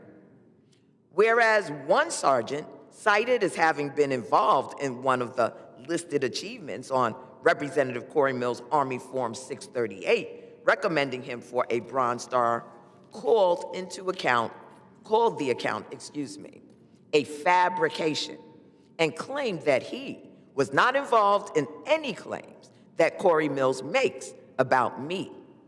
And whereas despite the numerous available contradictions of the accounts forming the basis of the recommendation for his Bronze Star, Representative Cory Mills described the legitimate factual disputes raised by individuals he purportedly served with and rescued as, quote, slander and defamation, end quote, in a statement to the Daytona Beach News. Now, therefore, be it resolved that Representative Cory Mills be censured. Representative Cory Mills forthwith presents himself in the well of the House of Representatives for the pronouncement of censure. And whereas Representative Cory Mills be censured with the public reading of the resolution by the Speaker. Mr. Speaker, I rise to a question of the privileges of the House and offer the resolution that was previously noticed. Now, we're waiting to actually see what they move on that. We will say this here, that 7 Republicans, 5 voted no, 2 voted present. So they knocked down the Republicans' effort to actually censure Congresswoman McIver. This is actually how C-SPAN had the news. The banks did not protect us. So 207 present or 2, the motion is adopted, and without objection, the reconsider is laid on the table. So all Democrats voted to table the censure. Again, 7 Republicans crossed, 5 voted no, 2 voted present. It was interesting here, Tylik, is that here you got Republicans doing all they can to protect Florida Congressman Cory Mills. I mean, what does it say? I thought this is the party of law and order. Oh, Trump is talking about how he's made D.C. safe. Clearly not if you're a woman and you're near Cory Mills. Yeah. Also, and if you are connected to power, I think censoring is the first step, but we also know that the cost of unchecked hate because we live it every day. But I think it also is a part of affirming the ongoing work to dismantle this idea that if you are connected to power, that you are somehow above the law. And I think it often goes that justice is selective. And it's influenced by the folks who are in power. But we must do the work to ensure that justice is not selective and those connected to power are still held accountable. Rebecca. Look, this is also a nonpartisan issue as well, or at least it should be. Because think about what the Democrats done with folks within their ranks that it had become publicly known about various sexual abuse or other issues, especially within like the last 5 or 10 years. Bottom line is predators do not belong in the Congress. Like, period, full stop. Like, this shouldn't even be a thing that we have to go back and forth and debate and discuss. And the nerve to try to censure her for actually coming with receipts. It's not like she made this up, So what exactly were they censuring or attempting to censure her for? Yeah, this is how they all roll. But I mean, this is what happens. All right, y'all, got to go to a break. Actually, before I do that, Republican lawmakers are refusing to honor again Capitol Hill police officers who defended lawmakers during the January 6th attack. Y'all, here's what's crazy: the law was passed to erect this plaque. The Republicans won't do it. The House Rules Committee last night voted down an amendment that would have required Speaker Mike Johnson to hang the plaque commemorating their bravery. Again, a plaque already mandated by law. The bronze memorial, approved in 2022, remains locked away in the Capitol basement, never to be installed.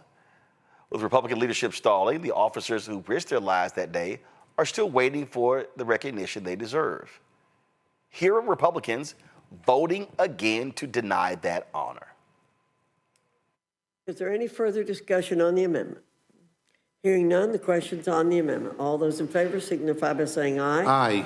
Those opposed say no. No. In the opinion of the chair, the noes have I it. ask for a roll call vote, Madam Chair. The clerk will call the roll. Mrs. Fishbach. No. Mrs. Fishbach, no. Mr. Norman? No. Mr. Norman, no. Mr. Roy? No. Mr. Roy, no. Mrs. Houchin? Mrs. Houchin, no. Mr. Langworthy? No. Mr. Langworthy, no. Mr. Scott? No. Mr. Scott, no. Mr. Griffith? No. Mr. Griffith, no. Mr. Jack? No. Mr. Jack, no. Mr. McGovern? Aye. Mr. McGovern, aye. Ms. Scanlon? Ms. Scanlon, aye. Mr. Negus? Mr. Negus, aye. Ms. Ledger Fernandez? Ms. Ledger Fernandez, aye. Madam Chair? No. Madam Chair, no. Clerk will report the total. 4 yeas, 9 nays. Noes have it. The amendment's not agreed to. So y'all know, the Capitol Hill police officers are still protecting those scumbags today. These people do not support cops, Rebecca. They're trash. Roland, I'm imagining every single police union across the country, have they had their press conference? Have they issued their press statements condemning them? Nope. Oh, wait, they haven't? Nope. I mean, after all, there were police officers who have died as a result of January 6th, and the police unions are nowhere to be found? Nope.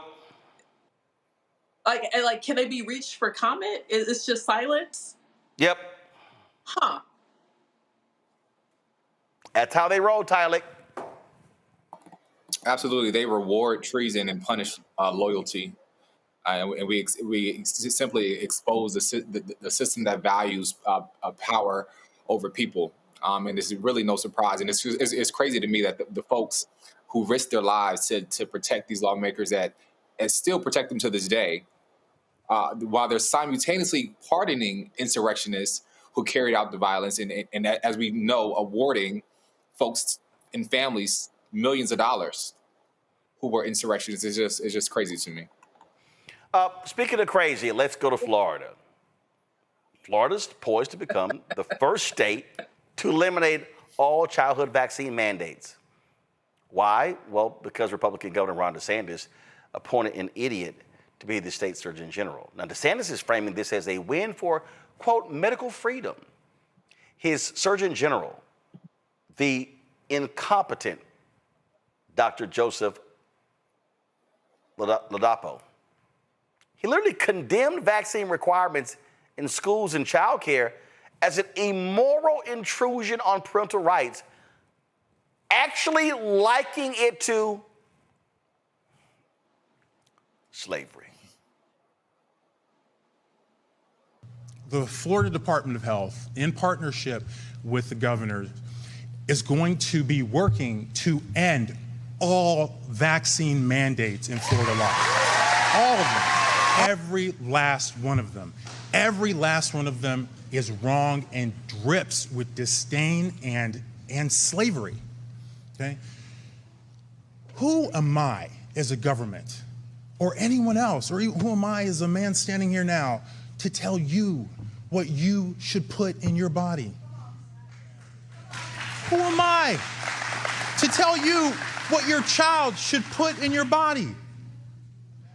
I don't have that right. Your body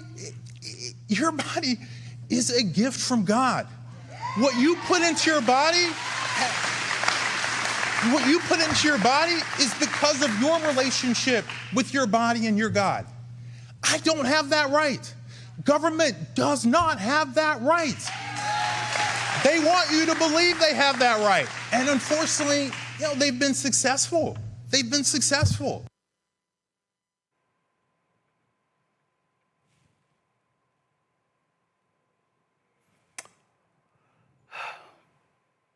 Rebecca, I've never served in the military, but if I'm correct, the military mandates vaccines for soldiers.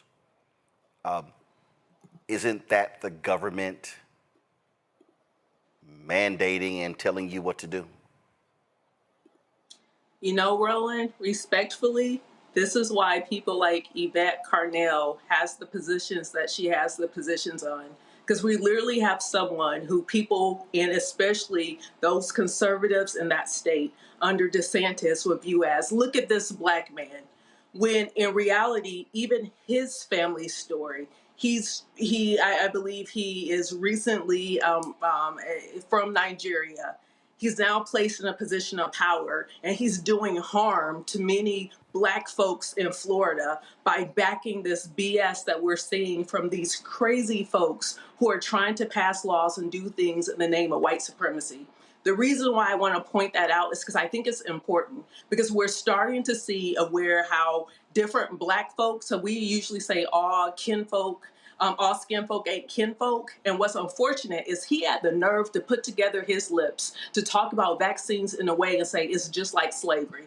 And the slavery that my ancestors are descendants of and had dealt with. Like, I would never say anything like that because it's ahistorical. It's not even correct. But to even put together my lips to say something like that, to push this authoritarian regime that we're seeing that's happening in Florida, like, it's diabolical, and intentionally putting someone who is Black race, who has brown skin, and to have them propagating their particular agenda, it's hateful. And that's something that I think we're going to have to start to explore more and understand what's happening and how Black faces can also be used to propagate white supremacy in this country.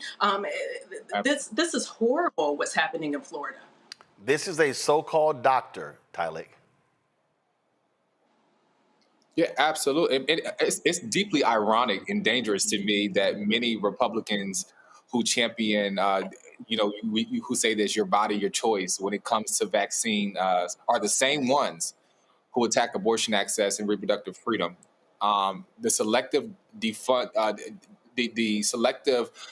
opportunity to defend body autonomy only when it suits them is a little, wild to me, and it's really dangerous. And to compare, as said before, this mandate to slavery is really an insult to our ancestors who lived through the brutality of enslavement, because slavery wasn't, it wasn't not this public health policy issue. It was dehumanization, it was violence, it was generational trauma. And to use this Black face to talk about this is dangerous, and it minimizes the Black suffering and really distorts our history, which they try to revamp every single day. But it's really wild to me that they want to talk about body autonomy, while on the same end, the same ones who are heavy on the attack of abortion access.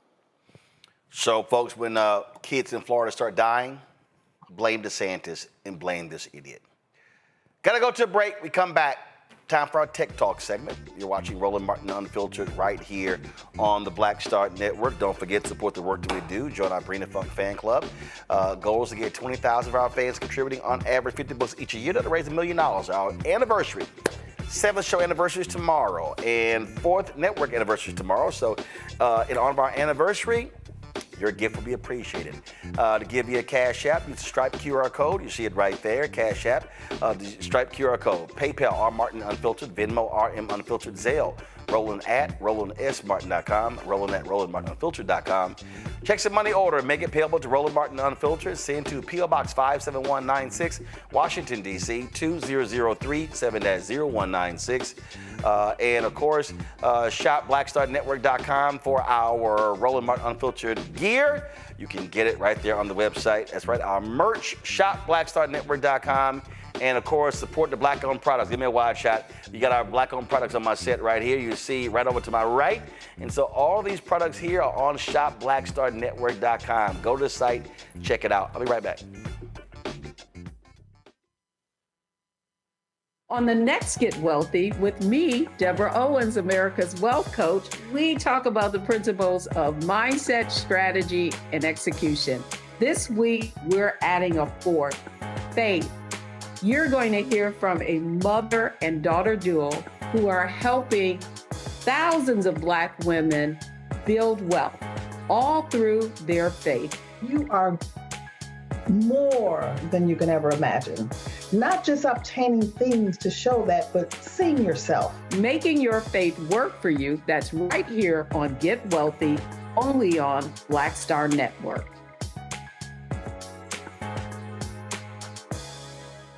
This week on the other side of change, 300,000 Black women being pushed out of the workforce. This is shocking yet unsurprising. So what happens when a bunch of Black mothers lose their federal job? Their kids are not being fed. their kids are not being taken care of. But that trickles down to the entire community structure, which may be built on the backs of Black mothers and Black women more broadly. Tune in on The Other Side of Change, only on the Black Star Network. Farquhar, executive producer of Proud Family. You're watching Roland Martin Unfiltered.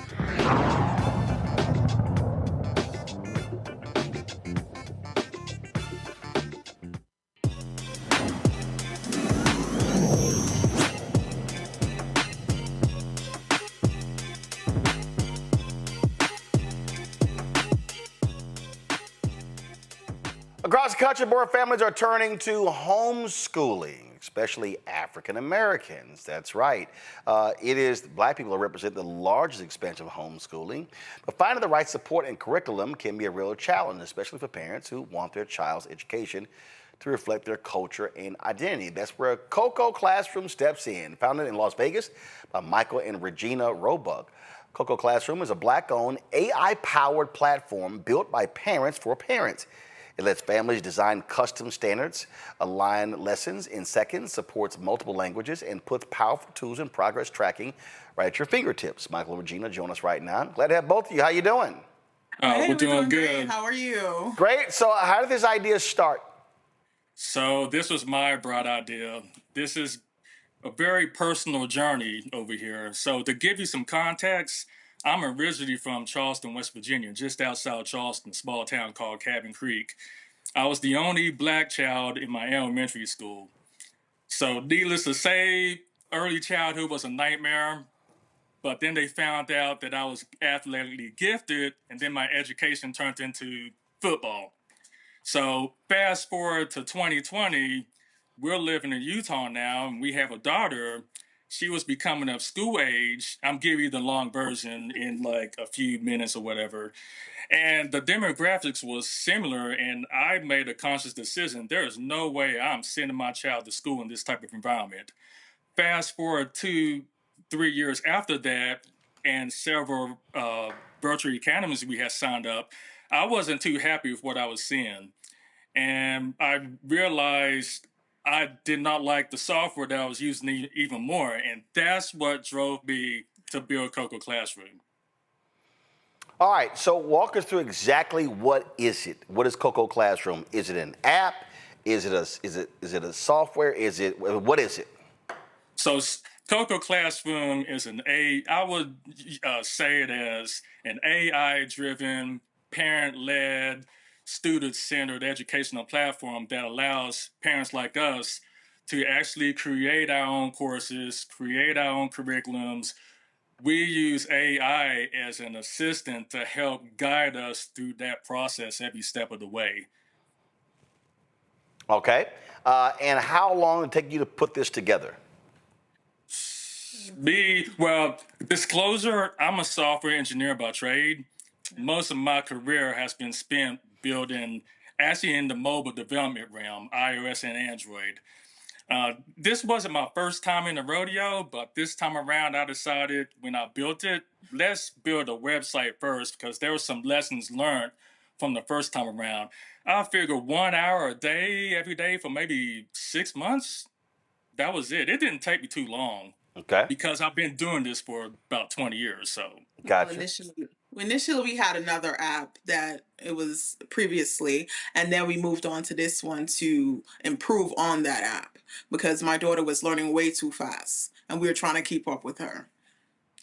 Gotcha. Questions from the panel. Tyler, you're first.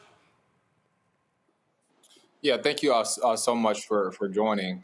My question for you would be measuring impact. Like, how do you assess whether students using your platform is not only academically successful, but developing the critical thinking skills and cultural pride and social emotional learning that you all are pushing? That's an excellent question. We will use our own story to answer your question. So one of the things that drove us to building our own platform, our daughter was actually falling behind as we were going through these virtual academies.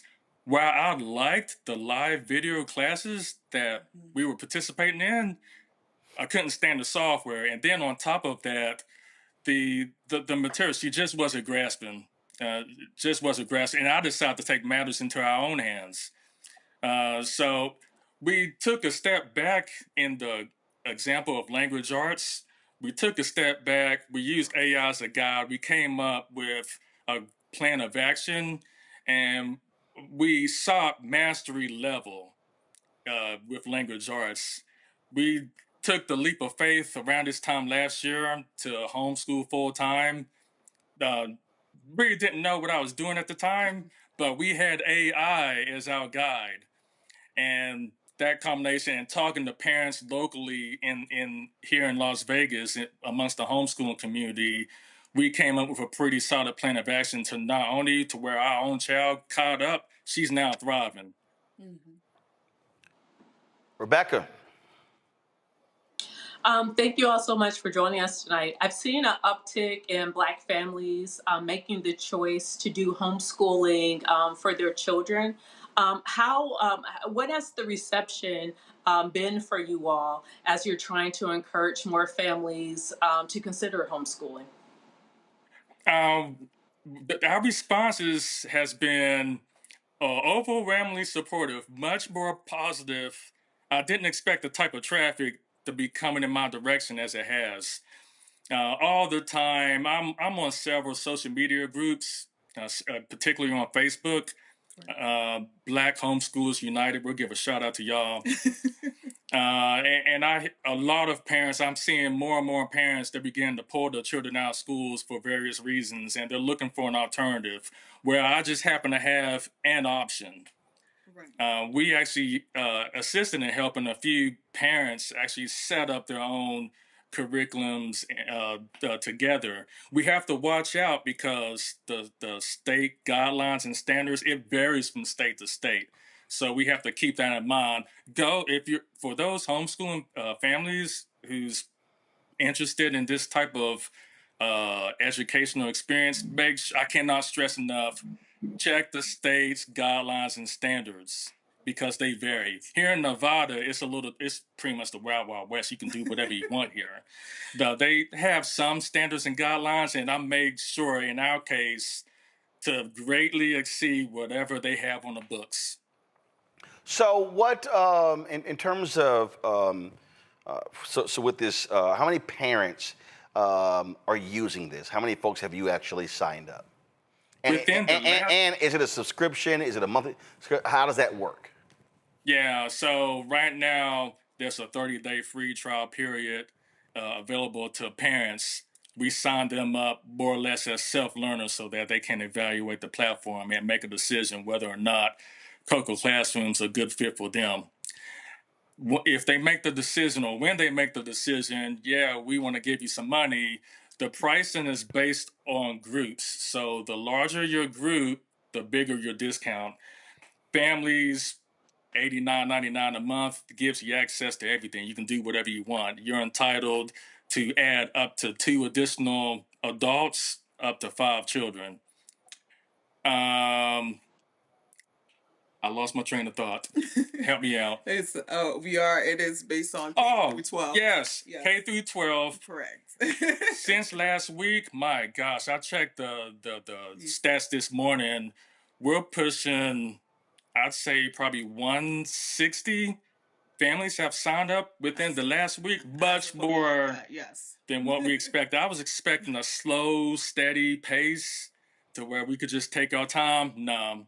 Didn't happen at all. It pretty much exploded. Yes, and shout out to them. We appreciate you guys going on this journey with us. Thank you. Okay, so if folks want to get more information, where do they go? CocoClassroom.com. COCOA. Yeah, our shirts. CocoClassroom.com. So here are all your social. No, put it back up, guys. It was too quick. Come on, put it back up. Thank you. So this is how you can reach them on Instagram, Facebook, LinkedIn, YouTube, Pinterest, and what the hell is that last one? Is that what is that? TikTok. That's TikTok. Gotcha. All right, that's the last one. So that's CocoClassroom.com, all the social media. And Michael and Regina, I appreciate it. Good luck. Thank you, Mr. Martin. Thank you so much for having us. You have a great day, sir. All right, thanks a bunch. All right, folks, that is it for us. Let me thank Ty Lake and Rebecca for being on today's panel. Thank you so very much. Appreciate y'all always being here. Don't forget to support the work that we do, folks. Our anniversary, our 7th anniversary of Roland Martin Unfiltered is tomorrow. It's tomorrow, right here. And of course, tomorrow's the 4th anniversary of the Black Star Network. So your support is critical to the work that we do here. We've had 36,000 donors since we launched. We're gonna update the list tomorrow. 36,000 people that have donated since we launched. We want you to join that list. And so if we can get folks to hit our goals to raise $1 million between now and December 31st as an anniversary. So if you want to support that work, please do so. And if you want to utilize Cash App, you could do so. Of course, you got the QR code right there. For Stripe, you can see it. PayPal is R Martin Unfiltered. Venmo is RM Unfiltered. Zelle, Roland at RolandSMartin.com. Roland at RolandMartinUnfiltered.com. If you also want to send a check and money order, P.O. Box. First of all, make it payable to Roland Martin Unfiltered. P.O. Box 57196, Washington, D.C., 2003 7-0196. Again, P.O. Box 57196, Washington, D.C., 2003 7-0196. If you want to, of course, support the work that we do. Download the Black Star Network app, Apple phone, Android phone, Apple TV, Android TV, Roku, Amazon Fire TV, Xbox One, Samsung Smart TV. Be sure to get a copy of my book, White Fear: How the Browning of America is Making White Folks Lose Their Minds, available bookstores nationwide. Be sure to get our Roland Martin Unfiltered Black Star Network swag. You can go to, of course, shopblackstarnetwork.com. Shopblackstarnetwork.com to get our shirts, our T-shirts, and wall art, mugs, and all that good stuff. So go to there. Also, go to shopblackstarnetwork.com to support our Black-owned businesses. All the products you see right here on my set, you can actually go to the site to get these products right here. Shopblackstarnetwork.com. Support our Black-owned business.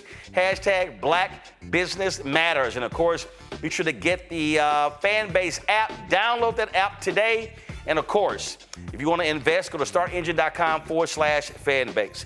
Folks, that's it. I look forward to seeing y'all tomorrow right here. The 7th anniversary of Roland Martin Unfiltered. We're going to have several of the guests who actually were with us on our first show, including Bishop William Barber, Linda Sarsour, and others. We're going to have folks in the studio. Looking forward to a great conversation on tomorrow's show. Folks, that's it. I'll see y'all tomorrow right here, Roland Martin Unfiltered on the Black Star Network.